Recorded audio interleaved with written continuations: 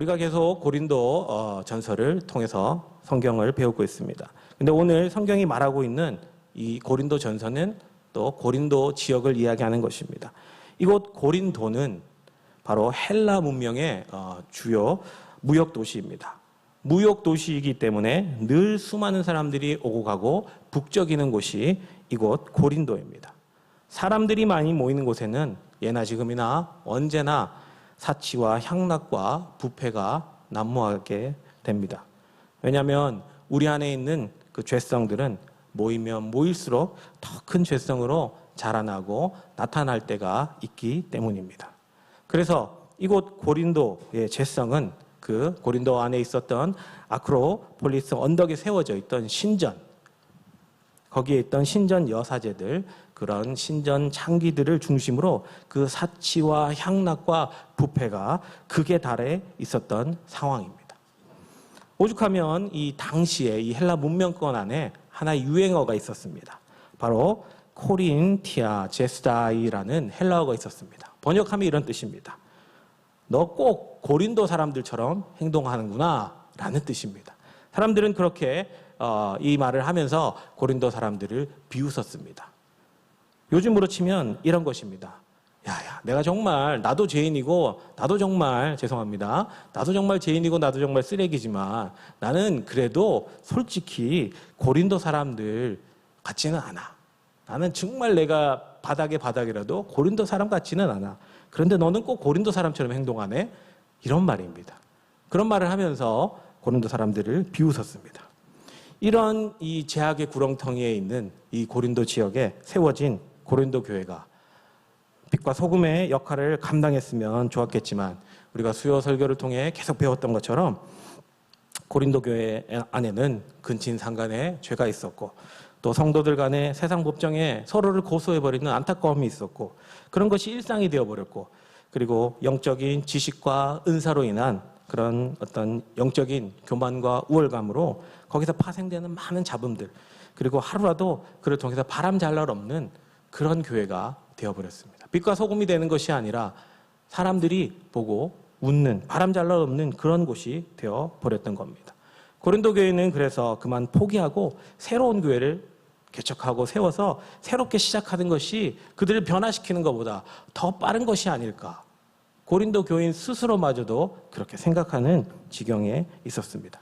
하지만 오늘 고린도전서를 기록한 바울은 그리스도의 사랑과 그리스도의 재림 이 두 가지가 이 모든 문제를 해결할 수 있는 유일한 방법임을 깨달아 알고 고린도 교회를 포기하지 않았습니다. 그리스도의 사랑은 우리가 이 땅에서 주님의 뜻대로 살아갈 영적인 에너지와 힘이 되어줍니다. 그 사랑은 우리의 에너지가 되어줍니다. 그리고 그리스도의 재림은 우리가 마지막 순간까지 주님의 다시 오심을 믿고 인내할 수 있는 끈기를 줍니다.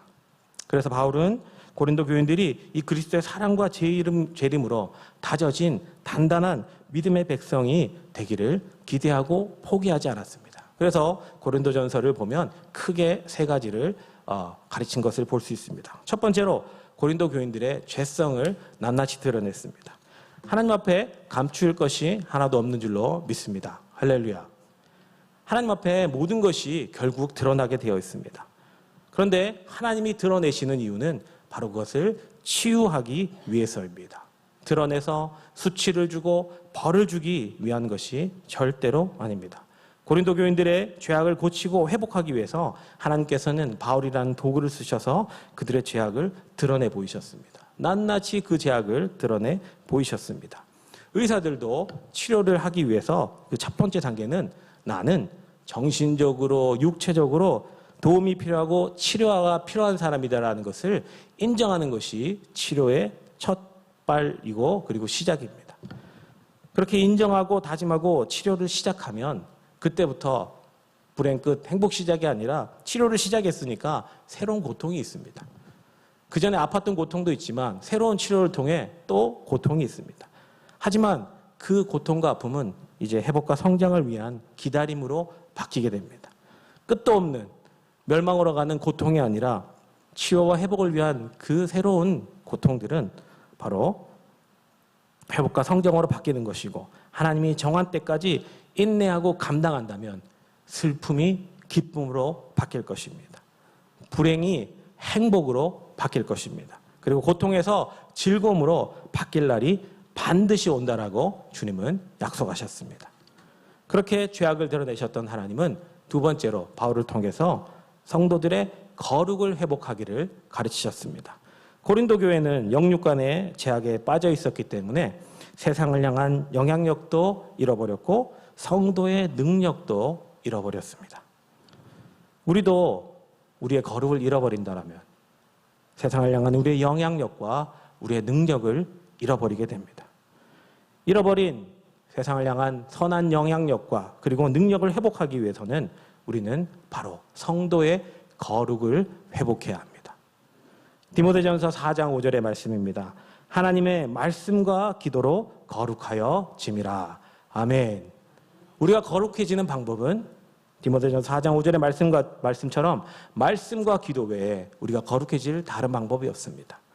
내 스스로 거룩해졌다고 믿는다고 거룩해지는 것이 아니고 선한 일을 한다고 거기서 거룩해지는 것이 아니라 우리가 하나님의 말씀과 기도로 거룩하여지는 줄로 믿습니다. 그렇게 성도의 거룩이 회복되어지면 거룩이 회복되었기에 이제는 성도의 능력이 나타납니다. 그리스도의 능력이 성도 가운데 나타납니다. 거룩이 회복된 우리의 영과 삶 속에서 그리스도의 능력이 나타나기 시작합니다. 만일 이 자리에 능력을 잃어버린 것이 예전에 은사도 충만했고 능력이 있었는데 요즘은 잃어버린 것 같고 놓쳐버린 것 같고 나타나지 않는 것 같은 마음이 드시는 분들이 있다면, 그런 안타까움이 있는 성도들이 계시다라면 먼저 거룩을 회복하십시오. 할렐루야.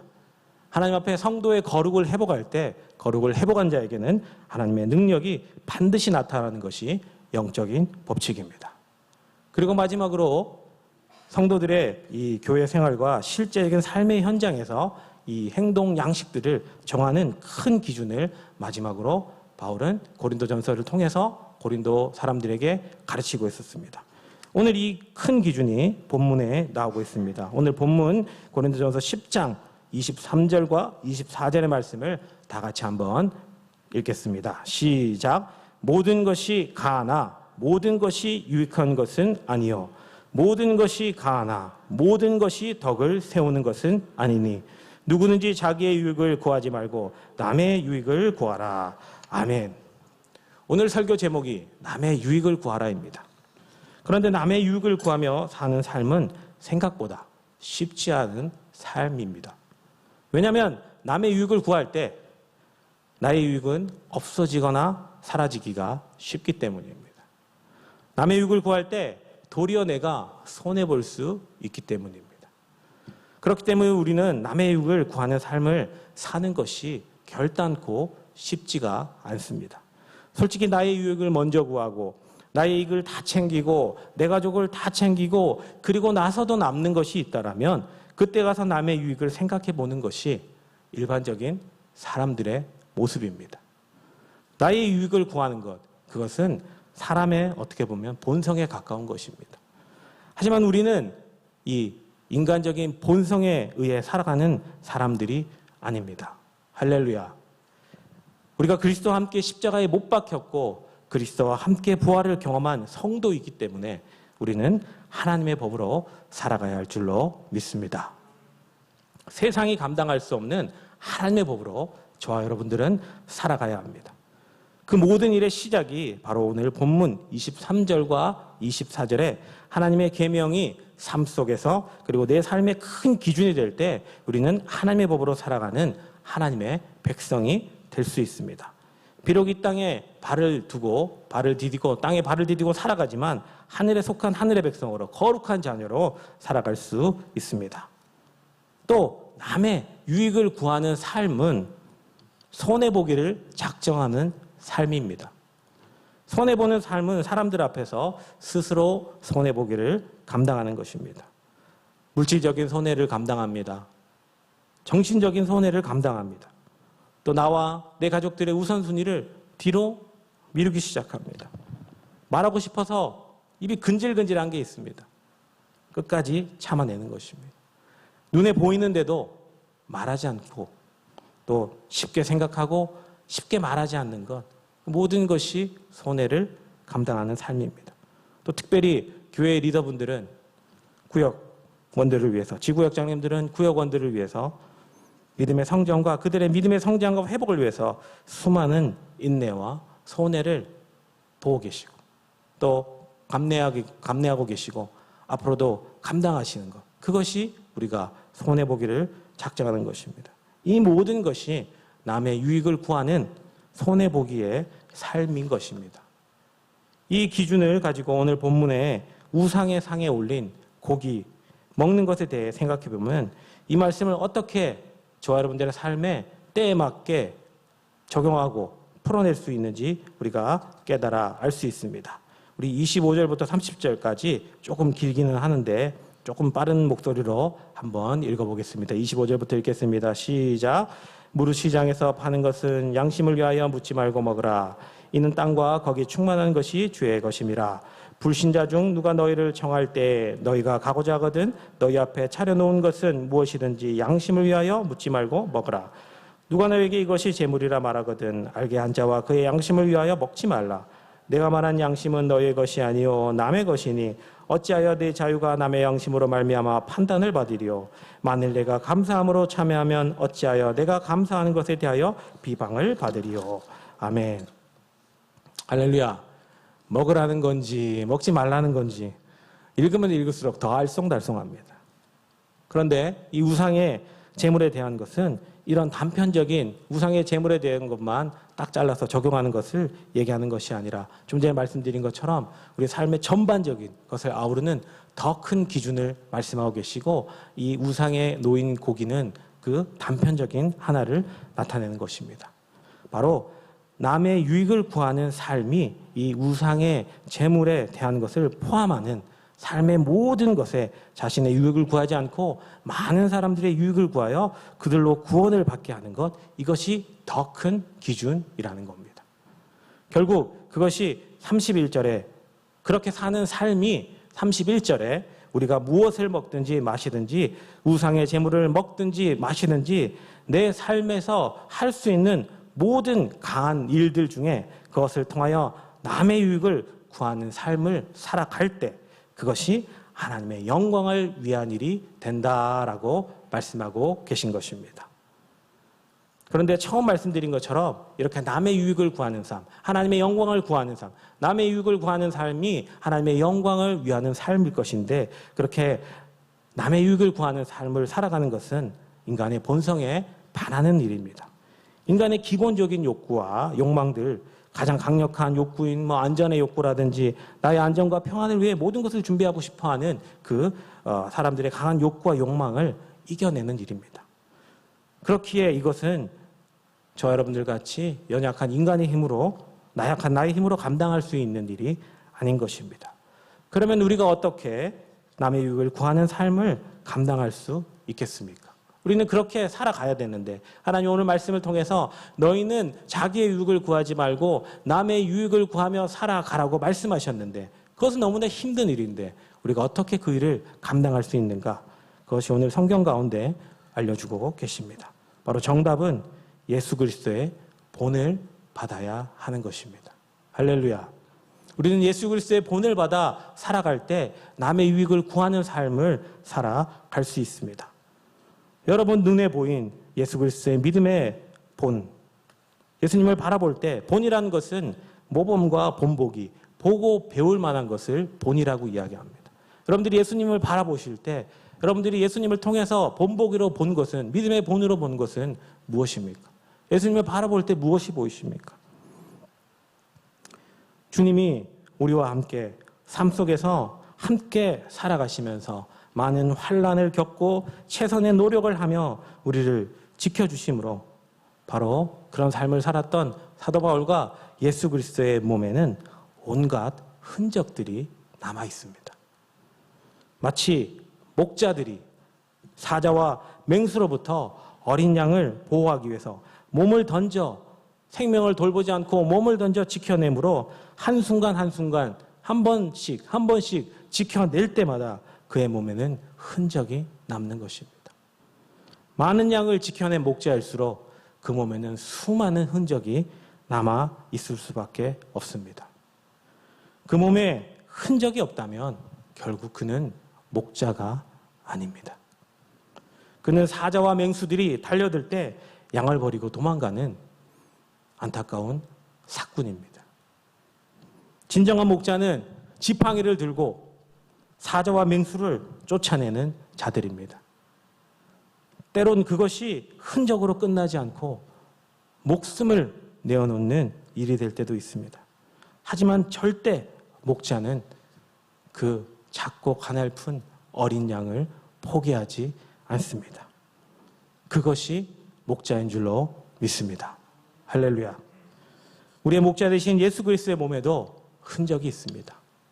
예수 그리스도의 몸에도 우리를 지켜낸 흔적이 있습니다. 그 목자와 같이 우리를 지켜낸 흔적이 있습니다. 못자국 난 손과 발, 그리고 창에 찔린 옆구리, 채찍에 맞은 그 온갖 흔적들이 그 예수 그리스도가 우리의 목자임을 증거하시는 흔적입니다. 그렇게 우리의 눈에 보이는 것은 예수 그리스도를 본받기 위해서, 예수 그리스도의 믿음의 본을 받기 위해서 예수 그리스도를 바라볼 때 우리의 눈에 보이는 것은 그 예수 그리스도와 사도 바울의 몸에 새겨진 흔적들입니다. 예수 그리스도와 사도 바울은 자신들의 몸에 새겨진 흔적을 새기면서 우리를 가르치신 것입니다. 우리는 누구를 가르칠 때 쉽게 말로만 가르칩니다. 저도 자녀들이 있습니다. 몸으로 같이 뛰고 뒹굴면서 가르치는 거 너무 어렵습니다. 피곤하고 힘들 때 그냥 말로만 가르치면 너무 좋겠습니다. 하지만 주님은 그렇게 하지 않으셨습니다. 우리를 지켜내시면서 함께 몸에 흔적을 남기면서 우리를 가르치고 지켜내신 줄로 믿습니다. 그냥 말뿐인 가르침이 아니라 행함으로 자신들의 몸에 상처와 흔적을 남기면서 몸소 가르친 것입니다. 우리가 남의 유익을 구하며 살 때 예수 그리스도와 사도 바울의 몸에 새겨진 흔적들이 우리의 몸에도 생길 것입니다. 우리가 그렇게 예수 그리스도와 사도 바울을 본받아서 남을 가르치기 위해서 노력할 때 우리의 몸에도 흔적이 생기기 시작합니다. 흔적은 상처가 생기고 상처가 아물 때 생기는 것입니다. 우리가 남의 유익을 구하며 살아갈 때 그것이 때로는 아픈 상처가 될 수 있습니다. 그 아픈 상처는 그렇지만 나중에 흔적이 될 것입니다. 그 흔적은 사도 바울의 몸에 새겨진 흔적을 사도 바울이 내어 보였을 때, 고린도 성도들에게 내어 보였을 때 그것이 믿음의 본이 되었습니다. 그러면서 사도 바울은 내가 이렇게까지 피 흘리기까지 충성할 수 있었던 것은 주님의 몸에 새겨진 그 흔적을 나는 발견했기 때문이다. 그 예수 그리스도의 몸에 새겨진 흔적을 나는 보았고 그 흔적이 누구 때문에 언제 생긴 것인지 깨달았기 때문이라고 말씀하고 계신 것입니다. 그래서 내가 그리스도를 본받은 것처럼, 내가 그리스도의 흔적을 보고 그리스도를 본받은 것처럼 너희도 나를 본받고 너희도 그렇게 남을 위해 몸의 흔적을 만들어가며 네가 가르쳐야 될, 네가 제자 삼아야 될 네가 있는 그곳에서 그렇게 살아가시기를 주님이 우리 가운데 말씀하고 계신 줄로 믿습니다. 사랑하는 성도 여러분들, 말씀을 정리하겠습니다. 상처는 처음 생길 때 아프고 피가 나고 힘들 수밖에 없습니다. 하지만 그 상처들은 하나님의 영광을 위한 일이고 그 흔적들이 쌓이고 쌓일 때 많은 사람들의 마음을 움직여내는 것입니다. 말이 움직여내는 것이 아닙니다. 우리 몸에 쌓인 흔적, 예수 그리스도의 몸에 쌓인 흔적, 그것이 사람들의 마음을 움직여내는 것입니다. 주님 앞으로 나오게 하는 힘이 되는 것입니다. 그것이 바로 구원에 이르게 하는 힘이 되는 것입니다. 예수 그리스도께서는 그것을 위해서 우리의 믿음의 본이 되셨습니다. 자신의 몸에 수많은 상처와 흔적들을 남기셨습니다. 주님은 우리에게 말씀하십니다. 너는 먹든지 마시든지 주의 영광을 위해 살아가라. 자기의 유익을 구하지 말고 남의 유익을 구하며 그리스도의 몸에 새겨진 흔적들을 기억하며 생각하며 남의 유익을 구하며 살아가는 저와 여러분들이 될 때 우리 가운데 많은 구원받는 이들이 충만하게 채워질 줄로 믿습니다. 하나님 그것을 위해서 우리 가운데 명령하셨고 그때가 우리 수원수목교회 가운데 속히 임하시기를 주님의 이름으로 축복합니다. 그를 통해 우리 수원수목교회가 많은 영혼들을 건져낼 수 있는 하나님의 귀한 믿음의 도구 되고 이 자리 가운데 많은 영혼들이 차고 넘쳐서 하나님의 생명을 기쁨을 사랑을 나눌 수 있는 그날이 속히 오기를 주님의 이름으로 축복합니다. 이 시간 우리 예수 그리스도의 몸에 새겨진 흔적을 기억하며 함께 찬양하며 나가겠습니다. 찬양하겠습니다.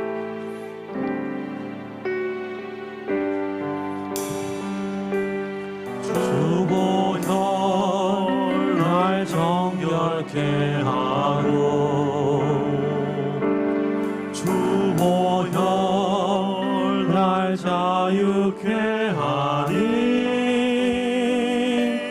주 앞에 나 예배하는 이 시간 나의 모든 것을 주께 드리네.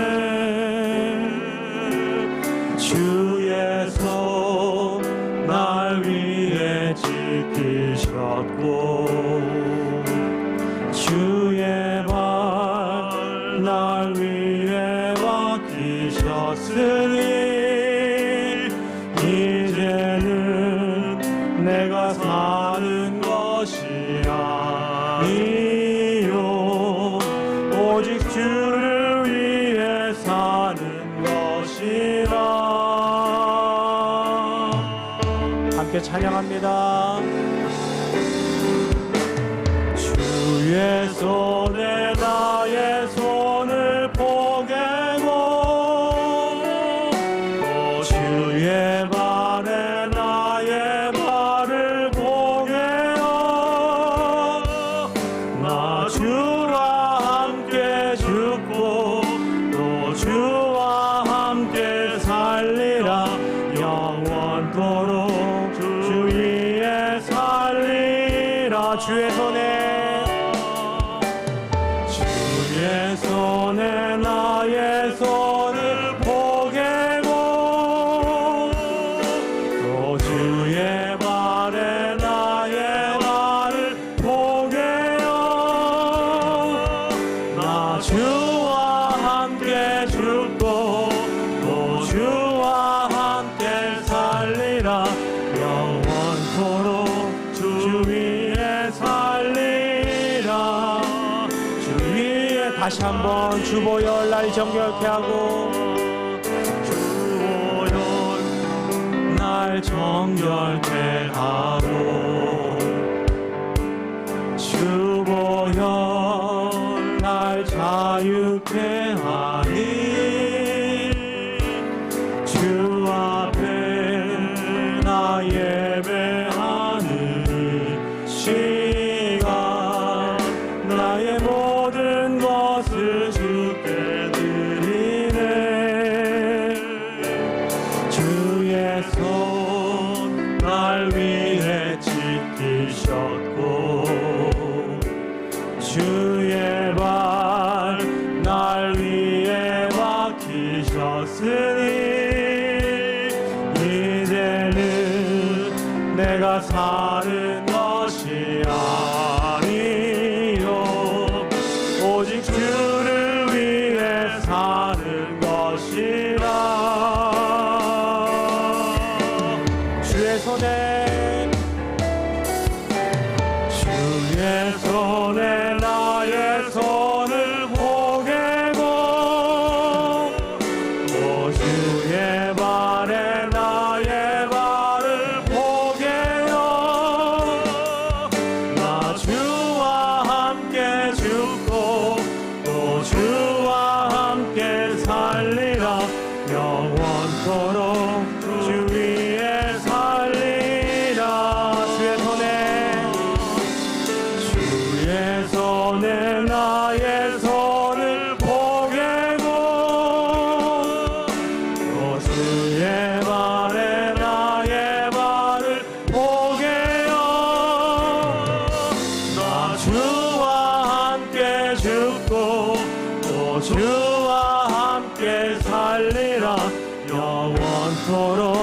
주 위에 살리라 주 위에 살리라.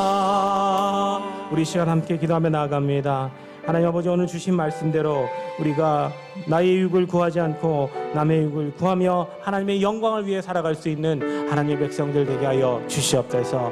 우리가 주의 본을 받아 아버지 우리를 위해 죽으시고 우리를 위해 부활하신 예수 그리스도의 흔적을, 십자가의 보혈과 흔적을 기억하며 주의 영광을 위해 살아갈 때 우리는 남을 위해 살아갈 수 있는 하나님의 귀한 백성들 될 줄로 믿습니다. 그렇게 우리가 살아갈 때 하나님 아버지 주님이 우리를 높여주시고 세상이 우리를 아버지 존귀한 자로 대접하는 놀라운 역사 우리 가운데 풀어질 줄로 믿습니다. 하나님 주신 약속의 말씀에 아버지 이 시간 주여 일청하시고 주 앞에 말씀에 의지하여 간절히 기도하며 나아갑니다. 주여